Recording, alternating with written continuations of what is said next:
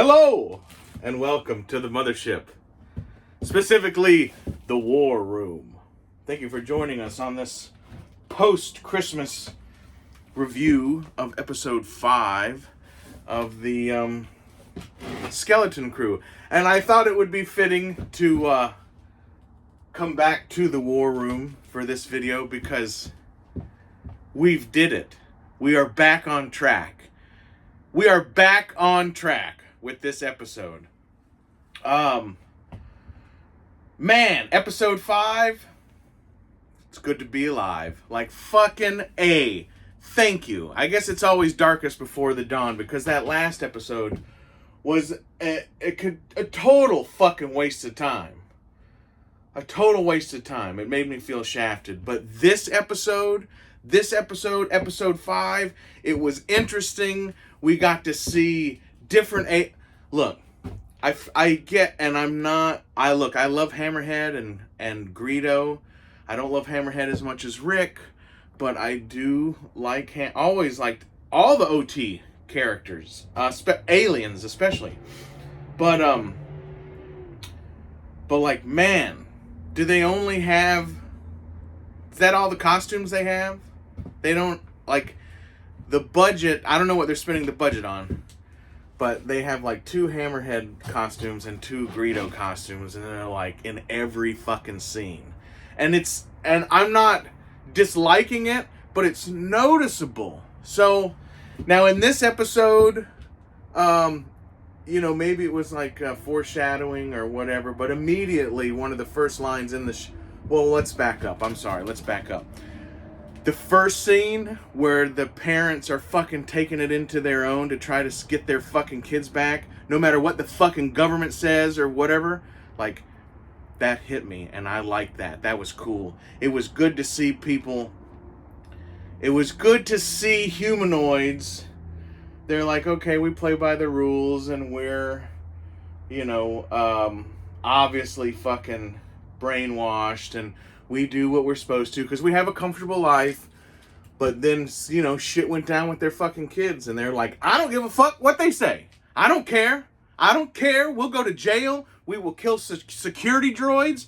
Like, shit's about to get real because my kids are involved, and I liked that. That was cool. And so I was immediately fucking like, all right, sorry for cussing so much. But yeah, I was immediately like, all right, man, cool beans. Cool beans, man. But yeah, so I really enjoyed that scene. Obviously the 2-handed thing was a little comical, but it wasn't too bad. It didn't bother me. I was like, Wynn's dad is obviously not a criminal.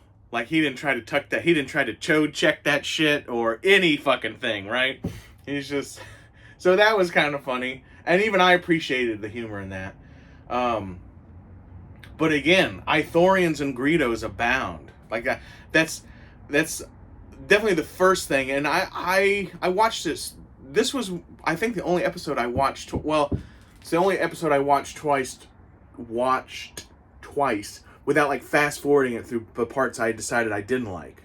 So that was cool. And then of course we get to the, anyway, I did like the parents taking charge.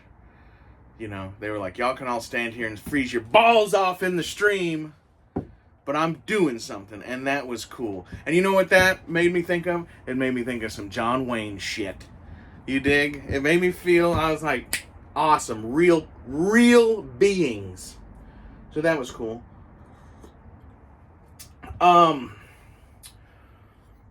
We see, they tied the droid up with the ropes, and I knew that was going to be a comic relief of him just snapping them. Because, like, why? I don't even know why you'd think that would work. That was like a writing catering to what they wanted instead of, I don't know how you say it, but, like, that was not, I knew that was coming. So it was kind of like it wasn't really like a laugh for me because I knew it was coming so early. And he's, like, tightening the ropes. But you know what? When Jude Law's character when he finds out that ship is the Onyx Cinder, which I feel like there was at a table there's like 6 people or 12, whatever.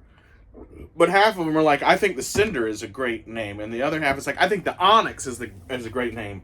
And then so I was like, hey, let's call it the Onyx Cinder. Cool name, but like if we were real pirates and I heard, I'd be like, damn, that's a good name. But in a TV show, that's what I think of. Like, oh, they couldn't decide which one was cooler, so the Cinder Onyx, you know, the Onyx Cinder. But that's cool. But when he tells the little story, like even I was captivated. I was like, oh yeah, cool.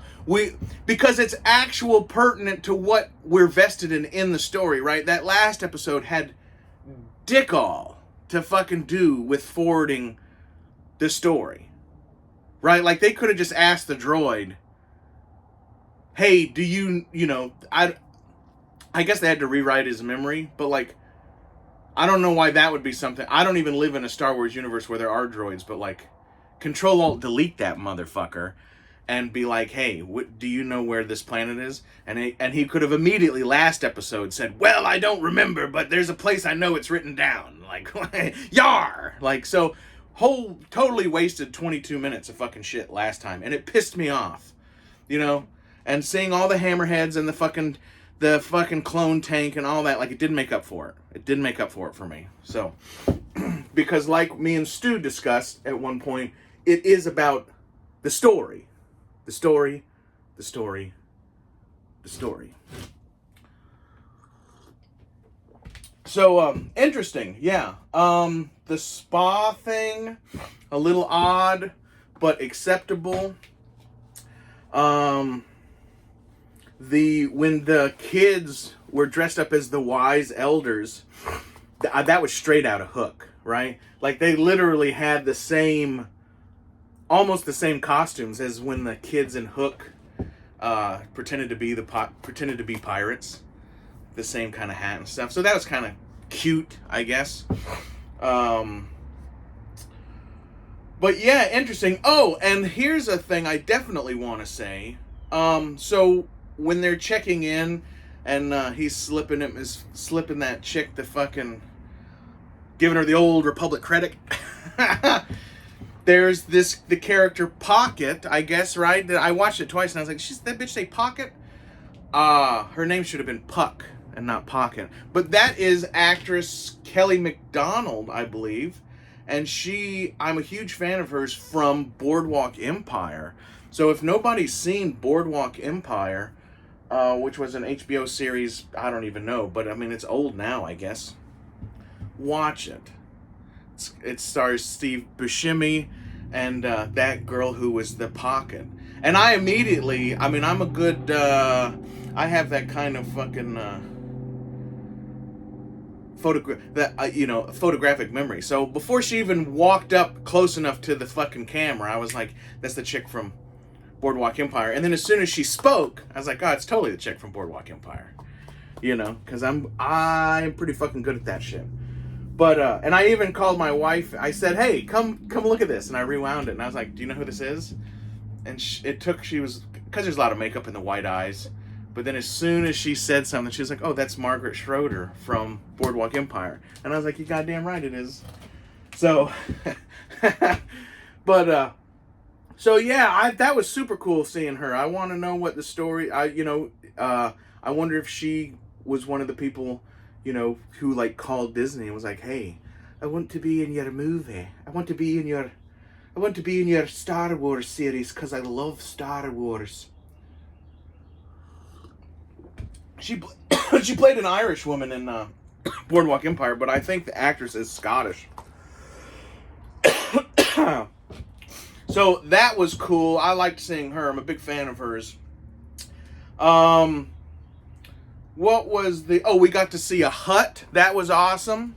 It was a awful episode 1 Phantom Menace Jabba. You know, like, I don't know if they did that on purpose, but they're like, it totally looked like episode 1 Jabba, so it was like, because I guess that's the best they can do with CGI, I don't know, but it's still cool. The one thing I don't get is the guy brought him the food, and he obviously picked up the guy that brought him the food, but the guy was saying, not again, not again. And so, I mean, is he saying not again because, like, I just, did that fucking Hutt eat that fucking guy once already and, like, shit him out? And then that guy came back? Because you would think, in any semblance of reality, which is a weird thing to say talking about Star Wars, but if the Hutt is eating fucking people that work there, maybe they would send a droid waiter at one point. And if he been, oh, not again, like he knows that Hutt is eating other waiters, why would he even why wouldn't he take it upon himself to make sure that didn't happen? So I thought that was strange, that just the line where he said, oh no, not again, because that, I immediately thought, is this Hutt just like eating this guy and regurgitating him or shitting him out, and then the guy's like bringing him, and then the guy comes back? So I thought that was a bit odd in the dialogue department. But seeing the Hutt was cool. I like the Jude Law character, and I like his acting in this. I think if there wasn't the Force being used and the ending, like, this is the first episode that's ended on an actual approved cliffhanger. When he gets the saber and he looks at it, like, that is where an actual director says, and cut! End scene, fade to black. All the other episodes don't end at the appropriate times. And so this is the first time somebody fucking, like, that's an actual fucking cliffhanger. Everything else, all the other endings have just been to piss you off. I want to say that before I forget, but so if it wasn't for the lightsaber and the Force wielding, I would, and I also, maybe because of the character's age, the Janana Woods, but like, there's a lot in this episode where he's like looking at I kept thinking, like, is this Obi-Wan Kenobi's brother? Is that Obi-Wan's brother? And the only reason, hold on, sorry, I think I've found a mustache hair. My bad, that's gross, my bad. Maybe if we had some dip in our mouth, we wouldn't have noticed it. I think it being Obi-Wan's brother would be pretty cool, except for that they've taken it too far with him having the Force and him picking up that lightsaber. Unless, of course, we find out that he knows that he's Obi-Wan Kenobi's brother. And then he's always been kind of, I don't know, for lack of a better term, jealous of his badass Jedi brother. But again, I don't know if the, fucking Obi-Wan at this time would be like fucking 88. So can John even be his brother? So I don't know. But there's a lot of Obi-Wan-ness in Sha-na-na-na-na, Sha-na-na-na-na-na. Sha-na-na-na, Sha-na-na-na-na, get a job. Sha-na-na-na-na-na-na-na. Anyway, there's a lot of Obi-Wan-ness in this Jude Law character, I feel like. And maybe he's just modeling his, maybe the actor or even the character is just trying to be Jedi-ish. But maybe he is, I don't know. That will be shown hopefully at some point. But yeah, if it wasn't for the Force and the fucking lightsaber, we could find out that he is Obi-Wan's brother, and that'd be cool. But I don't think he can be Obi-Wan's brother. I mean, he can be, because fucking Disney and Lucasfilm, modern era Star Wars, loves to fucking disappoint and overdo shit and underdo shit. So, we'll see. But I don't think it would be a good move for him to be Obi-Wan's brother with the Force. If there was a lot less Force and he didn't look at that lightsaber like that. But again, blue lightsaber, he looked at it and, and still I'm like, it's Obi-Wan's brother. But he's so young. So I don't know if it's going to work. But it would be cool. What was the next thing? So when they got down in the tunnel and they found the octopus. I'm just saying this because I think it's interesting. But like, so the octopus, the giant octopus with the Lorax. Do you remember the Lorax from Dr. Seuss? Like, that's totally an octopus with his. That's the Lorax head, right? Like, he's got that big Sam Elliott mustache and shit. And so I thought that was, cute. We've seen the end of Urkel, apparently. I guess he's been filled with fucking acid. So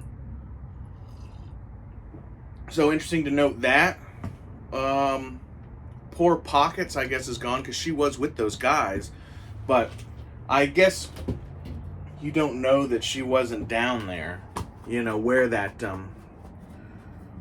damn acid was. I guess you don't know that.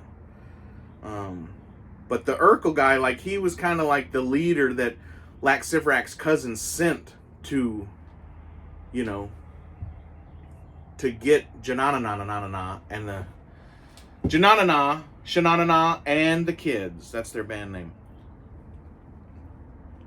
He was like the person in charge of doing that, right? So we can presume that he was banging on the door down there, trying to get into it, or at least ordering somebody to do so fairly close to it. So I guess Urkel's fucking dead. Aha! Urkel's one dead motherfucker. And I didn't bring the spittoon in here. But yeah, so look, this episode, we are back on track, and I'm fucking excited about it again. I'm excited about this series again. We got some questions answered. We got a little bit of backstory on some shit, and like, this was an entertaining show. Is it Star Wars? It may not be fucking Star Wars yet, but maybe by the end it'll all make sense. There was a lot of fucking John Nanana definitely brought Obi-Wan vibes. So I guess that made it a little Star Warsy. And the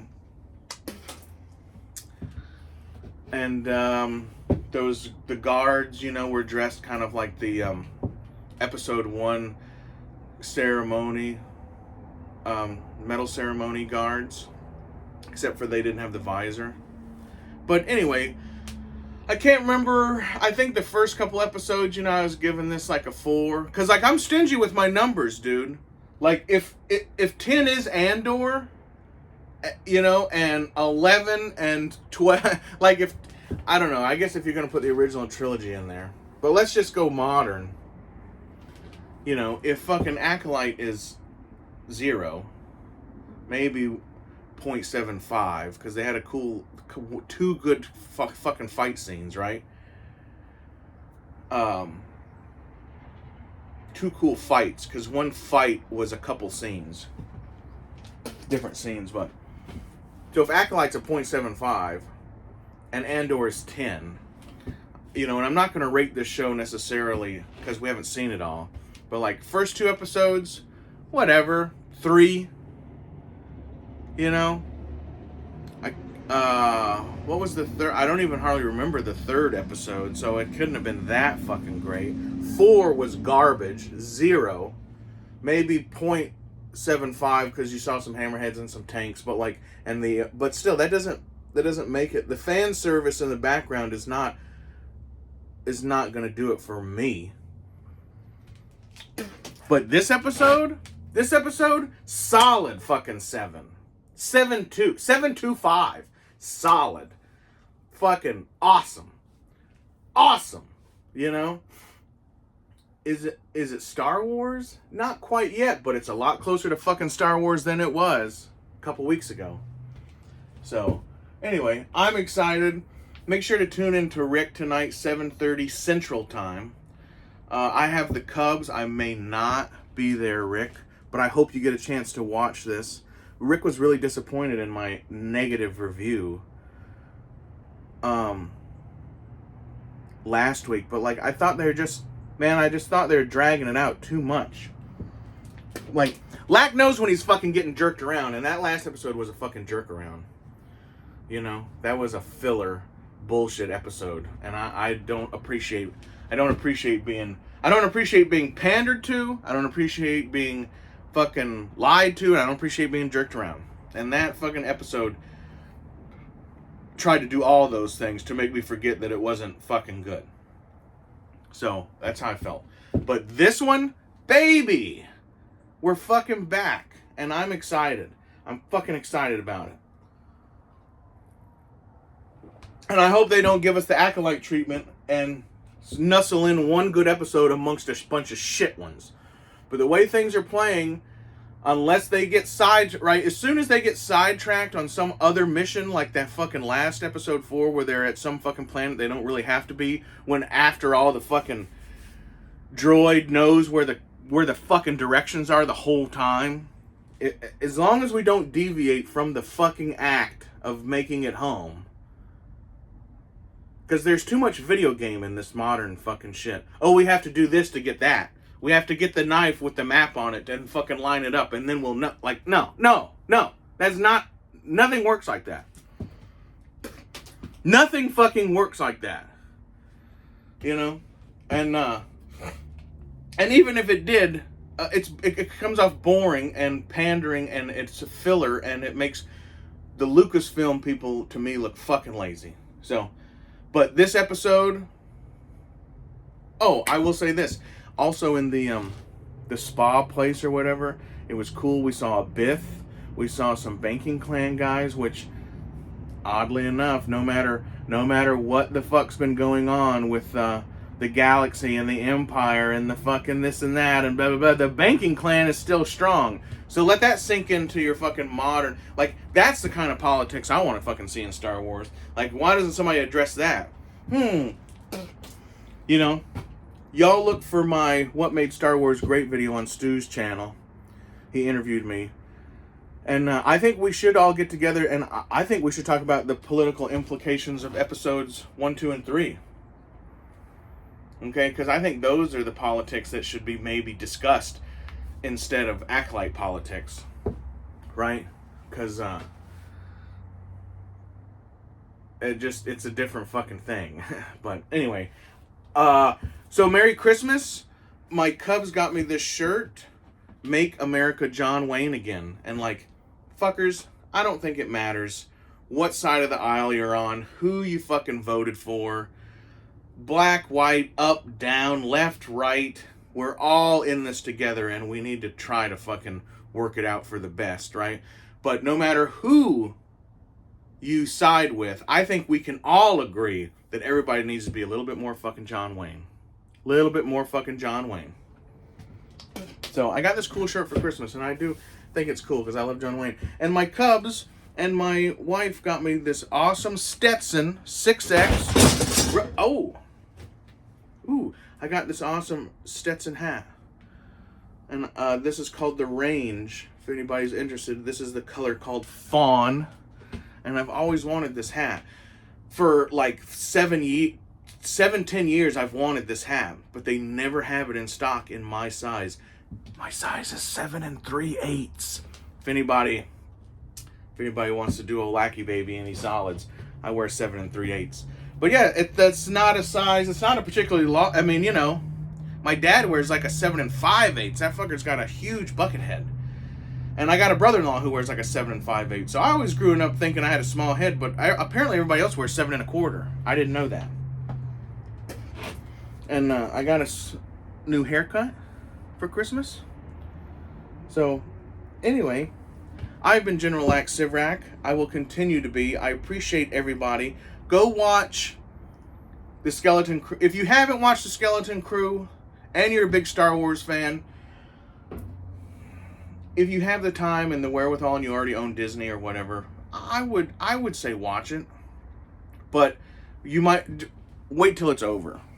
Because by the time it's over, I might be like, nah, don't fucking watch this shit. But as of right now, this episode's got me excited. I want to see some more OT. I want to see more different OT aliens. Not just the same 2 fucking Greedos and the same 2 fucking Hammerheads. It's time to fucking branch out. I also know the Bith looked like a real costume. But the Banking Clan and the hut and all the rest of the shit obviously was CGI, which still looks not great to me. Like, it's so obvious. But Anyway, this video's gone on long enough. I hope that my positiveness was worth the 25 minutes that this lasted. Anyway, Merry Christmas, Happy New Year, bring on 2025. We're gonna stay alive. It don't fucking matter. Ain't nobody gonna fucking keep us down. And may the force fucking be with you. May the Great Spirit smile upon you and your family. Alright, I mean that. I am General X Sivrak. I will continue to be, and I will see you on Down the Trail.